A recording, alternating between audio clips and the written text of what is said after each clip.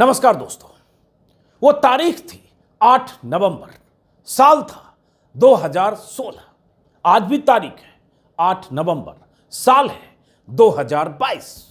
दिन महीने साल के हिसाब से कैलेंडर बदलते रहे। 6 साल बीत गए, 72 महीने बीत गए, 2191 दिन बीत गए, लेकिन वो 50 दिन शायद आज तक नहीं बीते जिसका जिक्र साल 2016 में पीएम मोदी ने किया था। वो 50 दिन शायद आज तक नहीं बीते जो 50 दिन पीएम मोदी ने देश की जनता से मांगे थे।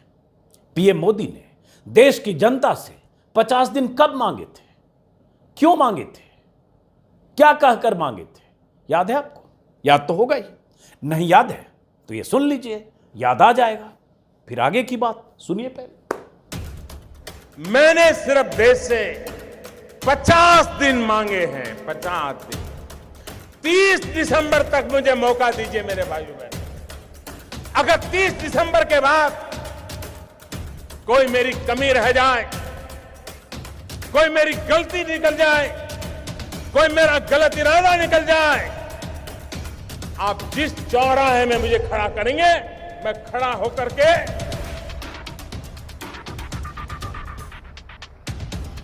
देश जो सजा करेगा वो सजा भुगतने के लिए तैयार हूं। पीएम मोदी का यह भाषण 13 नवंबर 2016 का है। देश में नोटबंदी लागू करने के ठीक 5 दिन बाद मोदी ने गोवा में भाषण देते हुए कहा था, मैंने सिर्फ देश की जनता से 50 दिन मांगे हैं। 30 दिसंबर तक मुझे मौका दीजिए। अगर 30 दिसंबर के बाद मेरी कोई कमी निकल जाए, कोई मेरी गलती निकल जाए, तो आप जिस चौराहे पर मुझे खड़ा करेंगे मैं खड़ा होकर के ... कुछ सेकंड की चुप्पी। लोगों ने सोचा पता नहीं अब मोदी जी क्या बोलने वाले हैं। उसके बाद वो बोले, देश जो सजा देगा वो सजा भुगतने को तैयार हो। नोटबंदी लागू होने के बाद से अब तक, यानी 8 नवंबर 2016 से आज 8 नवंबर 2022 तक 2191 दिन बीत चुके हैं। मोदी ने मांगे थे सिर्फ 50 दिन। 50 दिन बाद मोदी देशवासियों को पता नहीं क्या देने वाले थे। वो तो पता नहीं, कुछ देने वाले जरूर थे, लेकिन क्या, वो भी सुन लीजिए। जिनको राजनीति करनी है करें, जिनका लूट चुका है वो रोते रहे, गंदे आरोप लगाते रहे, लेकिन मेरे ईमानदार देशवासियों, आइए मेरे साथ चलिए। सिर्फ 50 दिन, 30 दिसंबर के बाद मैं आपने जैसा हिंदुस्तान चाहा है वो देने का वादा करता हूं। मोदी ने देश के लोगों को कहा था कि सिर्फ 50 दिन आप मेरे साथ चलिए। 30 दिसंबर के बाद आपने जैसा हिंदुस्तान चाहा है वो देने का वादा करता हूं। 30 दिसंबर के बाद पता नहीं वो कैसा हिंदुस्तान बनाकर देने वाले थे, लेकिन वो 30 दिसंबर आज तक आया ही नहीं। 30 दिसंबर 2016 बीता, 30 दिसंबर 2017 बीता, 30 दिसंबर 2018 बीता, 30 दिसंबर 2019 बीता, 30 दिसंबर 2020 बीता, 30 दिसंबर 2021 बीता, और अब 2022 का 30 दिसंबर आने वाला है। मोदी ने तब तो पूरे जोश के साथ, लोगों की भावनाओं को जागृत करने वाली आवाज के साथ, अपने अंदाज के साथ, पूरी नाटकीयता के साथ कह तो दिया था। नोटबंदी के फैसले से नया हिंदुस्तान बनाने की तारीख भी मुकर्रर कर दी थी। बात खत्म। उसके बाद से तो मोदी जी ने कभी बताया ही नहीं कि देश को नोटबंदी से मिला क्या। न मोदी नोटबंदी पर कुछ बोलते हैं, न कोई मंत्री इस पर बोलता है, न बीजेपी के किसी घोषणा पत्र में नोटबंदी का जिक्र होता है, न सरकार कोई फायदे बताती है। बीते 6 सालों में कई राज्यों के चुनाव हो गए। 2019 का लोकसभा चुनाव हो गया। मोदी जी के सैकड़ों भाषण हो गए, रैलियां हो गई। कभी सुना कि नोटबंदी का जिक्र मोदी जी ने किया? नोटबंदी पर अपनी पीठ थपथपाते हुए कभी देखा? कभी यह किसी ने बताया कि क्या फायदा हुआ, क्या नया हिंदुस्तान बन गया? सरकार के खजाने से हजारों करोड़ खर्च करके मोदी ने 1500 के पुराने नोट रातों रात बंद कर दिए।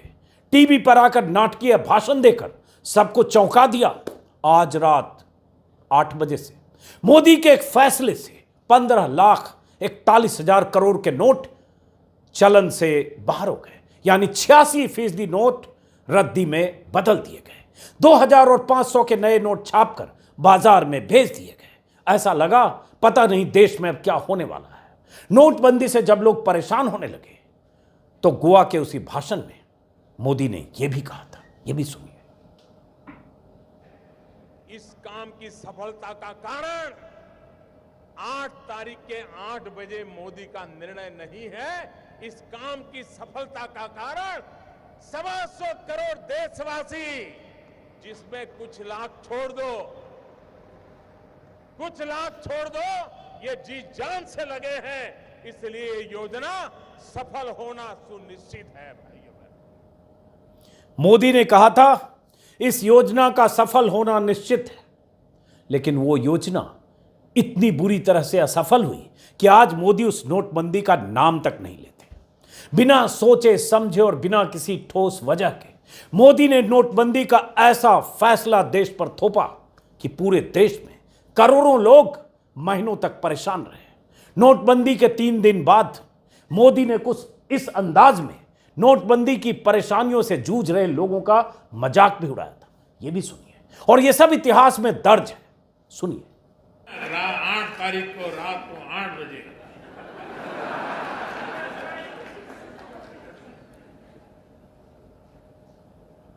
500 और 1000 की नोट। सुनिए गौर से, सुनिए। घर में शादी है, वैसे नहीं है। मां बीमार है, 1000 की नोटों का थप्पा है, लेकिन मुश्किल है। इन सब के बावजूद तकलीफ है, ये पता है, खुद को है पता है, अड़ोस पड़ोस को है पता है, उसके बावजूद भी देश के लोग कतारों में जूझ रहे थे और मोदी जी को मजा आ रहा था। नोटबंदी के बाद जापान यात्रा के दौरान इस अंदाज में नोटबंदी का जिक्र कर रहे थे। मोदी को लगा कि उन्होंने बहुत गेम चेंजर और ऐतिहासिक फैसला किया है।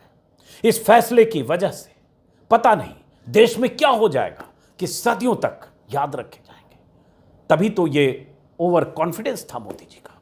रद्दी हो चुके अपने ही रुपये बदलने के लिए लोग कतारों में लगे। न जाने कितने लोग कतारों में बेहोश हुए, कुछ मौतें भी हुई, शादी ब्याह रुक गया, लाखों नौकरियां गई, काम धंधा चौपट हुआ। छोटे छोटे दुकानदार, रेहड़ी खोमचे, पटरी वाले और कारोबारी तबाह हुए। सबने इसी उम्मीद में नोटबंदी को झेला कि कुछ तो फायदा होगा। उनका न सही, शायद देश को फायदा हो, और जब देश के हालात बदलेंगे तो फिर देर सवेर उन्हें भी फायदा होगा। काला धन वाला 15 लाख का जुमला भी दिमाग में आया होगा, लेकिन क्या फायदा हुआ? किसी ने बताया आज तक? मोदी जी ने बताया? नोटबंदी के फैसले की पोल तो कुछ ही महीने में खुल गई थी, जब पता चला था कि चलन में जितना कैश था उसका 99% बैंकों में वापस आ गया। मतलब 1000 और 500 के जितने नोट चलन में थे, जिनकी वैल्यू 15,41,000 करोड़ थी, उनमें से 15,31,000 करोड़ रिजर्व बैंक में वापस आ गए। सोचिए जरा, सिर्फ 10,000 करोड़ नहीं आए, जबकि मोदी सरकार का तब आकलन था कि काले धन के रूप में जो करेंसी है उसमें से 3 से 4 लाख करोड़ की रकम वापस नहीं आएगी और सरकार को यह फायदा होगा, काले धन वालों की कमर टूट जाएगी। जितना नोट आया और जितना रह गया, उससे ज्यादा उस नोट को सर्कुलेट करने में और छापने में गया। काले धन की कमर टूटी नहीं। काले कारोबारियों ने बैंक से मिली भगत से कमीशन देकर नोट बदल लिया, ब्लैक को व्हाइट कर लिया। मोदी जी देखते रह गए। तब नोटबंदी के फायदे क्या बताए गए थे? काले धन को खत्म करना, देश को कैशलेस बनाना, नकली नोटों को खत्म करना, काले धन पर लगाम लगाना, बड़े नोटों को कम करना। हालांकि यह बहुत ही वाहियात दलील थी, क्योंकि आप 1000 का नोट बंद करके 2000 के नोट छाप रहे हो। पहले 1-2 बक्से में 1000 के जो नोट रखे जा सकते थे, 2 बक्से में, वो 1000 के नोट की जगह 2000 के नोट की शक्ल में एक बक्से में ही रखा जाने लगा। काले धन वालों को आसानी हो गई। अब देखिए, जो फायदे बताए गए उनमें से क्या एक भी फायदा हुआ क्या? काला धन खत्म हुआ क्या? जो आंकड़े हैं वो लगातार वो चौंकाने वाले हैं। नहीं हुआ काला धन खत्म। 2-2 हजार के नोट बक्से में आए दिन पकड़े जाते हैं, आप देखते ही होंगे। अब तो हाल ये है कि 3 साल से 2000 के नोट छापे नहीं जा रहे हैं। जो पहले छापे गए वो बैंकों से भी गायब है। 2 नंबरी लोगों ने दबाकर रख लिए हैं क्योंकि उन्हें आसानी हो गई। आपने देखा होगा, पार्थ चटर्जी जो बंगाल में मंत्री थे, उनकी महिला मित्र के यहां से 50 करोड़ की करेंसी बरामद हुई। ऐसे रांची में पूजा सिंघल के यहां करेंसी बरामद हुई, 17 से 18 करोड़ कैश। तो सबको आसानी हो गई। और ऐसे हजारों लोग काले धन के कारोबारियों ने किया। कैशलेस, ये भी दलील थी, कैशलेस होगी भारत की इकोनॉमी।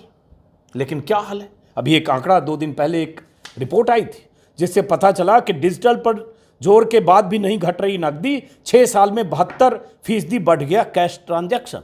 और उसी में है कि रिजर्व बैंक की रिपोर्ट के मुताबिक देश में जनता के बीच मौजूद नकदी 21 अक्टूबर 2022 तक 30,88,000 करोड़ रुपए के रिकॉर्ड स्तर पर पहुंच गई, जो यह दर्शाता है कि नोटबंदी के 6 साल बाद भी देश में नकदी का भरपूर उपयोग हो रहा है और 71% मौजूदा करेंसी ज्यादा है। तो इसका मतलब कैशलेस की कहानी खत्म। और ये बीच में मैंने 2-3 वीडियो में भी आपको बताया कि वो कैश फिर वैसे ही बाजार में आ गया। तो ये गया। उसके बाद एक बड़ी बात क्या कही गई थी? नकली नोटों का चलन बंद होगा। रिजर्व बैंक के आंकड़े के मुताबिक नोटबंदी के बाद के पिछले 5 सालों का रिकॉर्ड अगर देखेंगे तो सबसे ज्यादा 500 और 2000 के नोट बरामद हुए। 2021-22 की रिपोर्ट कहती है 500 रुपए के 92,000 जाली नोट बरामद किए गए। पिछले साल की तुलना करें तो यह आंकड़ा दुगना है। इसी तरह से 2020-21 में और 2020-21 में 2000 के 8,700 जाली नोट बरामद हुए और यह आंकड़ा बढ़कर 2021-22 में लगभग दोगुना हो गया। और तब यह दलील दी गई थी कि पाकिस्तान से, बांग्लादेश से, नेपाल से भारत में नकली करेंसी आती है और वो जाली नोट भारत की अर्थव्यवस्था को नुकसान पहुंचाता है और उसका इस्तेमाल जो नक्सली हैं या माओवादी हैं या आतंकवादी करते हैं और दुश्मन देश से वो नोट छपकर आता है। ऐसा लगा कि नोटबंदी होगी और वहां सारे छापे खाने बंद हो जाएंगे। और यह कहा गया भारत सरकार की तरफ से, राज्यसभा और लोकसभा में ऑन रिकॉर्ड बयान है कि इस जो नए नोट हैं 2000 के और 500 के, इसमें जो इसके फीचर्स हैं वो फीचर्स इतने मजबूत हैं कि इस करेंसी को छापा नहीं जा सकता या इसकी नकल नहीं की जा सकती। सिक्योरिटी फीचर्स का हवाला बार बार दिया गया। आपको याद होगा वो चर्चित वीडियो जो बार बार वायरल होता है, आज भी वायरल हुआ है। टेलीविजन चैनल के एक भाई साहब ने नोटबंदी के तुरंत बाद एक थ्योरी दी कि ये जो 2000 के नोट हैं, अभी है नहीं तो मैं दिखाता, इसमें एक चिप है और ये चिप जमीन के भीतर भी अगर ये नोट रहेगा तो वहां से सिग्नल आएगा और ये नोट बरामद हो जाएगा। मोदी जी ने ऐसा इंतजाम किया है, ऐसा नोट मोदी जी ने छापा है। और एक और बहन जी भी एक चैनल में, उन्होंने भी यही कहा था। ये थ्योरी गढ़ी गई कि ये 2000 का नोट तो अब न नकली हो सकता है, न छप सकता है नकली, और न ही काले धन वाले लोग इसको जमा कर सकते हैं। ये सारी बातें सब हवा में। 2000 का नोट ही बाजार में गायब है। अभी 2 दिन से रिपोर्ट्स आ रही है, बैंकों में भी नहीं दिख रहा है। सरकार ने तो छापना 3 साल से बंद ही कर दिया। जिसके पास जहां था उसने दबा कर रख दिया। फायदा क्या हुआ? और अगर फायदा हुआ तो क्या सरकार ने आज तक बताया? सरकार बताए, श्वेत पत्र जारी करे और बताए कि हमने जिस मंशा से किया था उसका यह फायदा हुआ। तो हो सकता हम जैसे लोगों को या लाखों लोगों को अगर समझ में नहीं आ रहा तो शायद समझ में आए, लेकिन उसका तो जिक्र ही नहीं होता। और जो आंकड़े आते हैं, चाहे जाली नोटों की बात हो, चाहे कैशलेस इकोनॉमी की बात हो, चाहे आतंकवाद, नक्सलवाद और उस तरह के जो देश विरोधी ताकतें हैं उनके पास नकली नोट या जो ऐसी करेंसी जो दुश्मन देश से छप के आती वो न होने की बात हो, तो कहीं किसी भी पैमाने पर इसकी कोई अधिकृत जानकारी नहीं है। और जितनी जानकारी आती है वो सब चिंताजनक है, जिससे लगता है कि नोटबंदी पूरी तरह से नाकाम रहा। और जो सरकार पूरे ढिढोरे के साथ अगर नोटबंदी लागू करती है और रातों रात इतना बड़ा फैसला सुनाती है जिसके बारे में किसी को अंदाजा नहीं था, कहा गया कि मोदी जी के कैबिनेट के वरिष्ठतम सहयोगियों को भी नहीं पता था कि आज रात से कोई देश में नोटबंदी लागू होने वाली है। और उस नोटबंदी के 6 साल बाद एकदम सन्नाटा। तो ये सवाल तो पूछा जाना चाहिए कि सन्नाटा क्यों है। अगर आपने ये फैसला कर दिया तो उस फैसले का अंजाम क्या है ये कोई पूछेगा? किसी चैनल पर, किसी मीडिया पर नोटबंदी की आज की वर्षगांठ में ये सवाल आपने पूछते हुए किसी को देखा? दिखेगा नहीं। तो फिलहाल मोदी जी को पता है कि कोई भी फैसला करेंगे वो फैसला अंजाम तक पहुंचे या नहीं, उस फैसले का की नियति सही हो या नहीं। देश मगन है हिंदू मुसलमान में, मंदिर मस्जिद में, और उसके बाद फैसले का अंजाम कुछ भी हो, वोट तो नहीं पड़ेगा। नोटबंदी के तुरंत बाद 2017 में यूपी के चुनाव हुए थे। यही तर्क बीजेपी के लोग देते हैं कि अगर लोग परेशान थे तो फिर बीजेपी जीती कैसे, और उसके बाद भी जीती। फिलहाल इस वीडियो को खत्म करते हैं। सवाल जिंदा है, चाहे बीजेपी एक चुनाव जीते, चाहे 4 चुनाव जीते, चाहे लोकसभा जीते, चाहे हर राज्य पर कब्जा हो, लेकिन सवाल वो जिंदा है, और जो सवाल हम जैसे लोगों को पूछना चाहिए, जो हमारा काम है सवाल पूछना। फिलहाल इस वीडियो को खत्म करते हैं, फिर मुलाकात होगी किसी और वीडियो में। नमस्कार।